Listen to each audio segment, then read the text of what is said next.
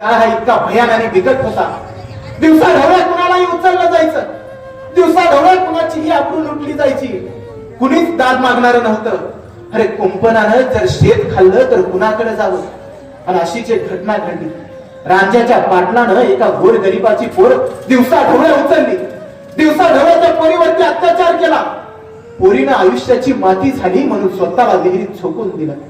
आणि ही वार्ता राजांच्या कानावर पडली आणि कडाडले राजे आमच्याच वाटेवर येऊन आमच्याशीच वाटमारी.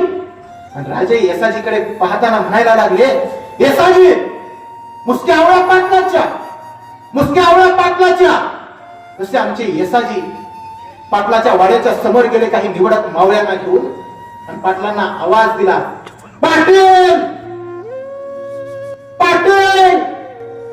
आणि पाटील आतून ओरडता झाला, काय रे शिवबाचा मावळा रे तू? अरे कशाला आलास? अरे जाऊन सांग तर तुझ्या शिवबा राजाला. अरे तू तर फक्त नावाचा राजा आहेस, मी पाटील आहे पाटील, वतनदार पाटील. पाटील मात्र मुजोर आणि माजोर झालेला. येसाजीनं पाटलाचं रौद्र रूप ओळखलं आणि येसाजीला आपल्या राजांचे शब्द आठवले, मुसक्या आवळा पाटलाच्या, मुसक्या आवळा पाटलाच्या. आणि येसाजीनं दोरखंड फेकले. पाटील जेरबंद झाला आणि दोरखंडासह दुसऱ्या दिवशी त्या राजाच्या पाटलाला राजांसमोर आणण्यात आलं.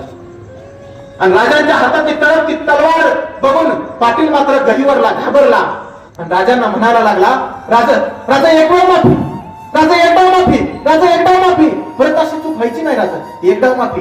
मासाहेब जिजाऊकडे बघून म्हणाला, मासाहेब तुम्ही सांगा ना राजांना, राजा एकदा माफी. आणि कडाडले राजे, अरे स्त्री म्हणजे आमच्या देवाऱ्यातील देवता, तिच्या पदराला हात घालणाऱ्याची कदर कसली. अरे स्त्री म्हणजे आमची लक्ष्मी, स्त्री म्हणजे आमची पार्वती, अरे तीच आमची सरस्वती. अरे जे हात त्या बाईच्या पदराकडे झेपावले, कलम करा त्याचे हात, तोडा त्याचे पाय तुरंत. नुसता आदेश नाही दिला, अंमलबजावणी सुद्धा केली आणि रांजाच्या पाटलाचे हातपाय तोडले गेले.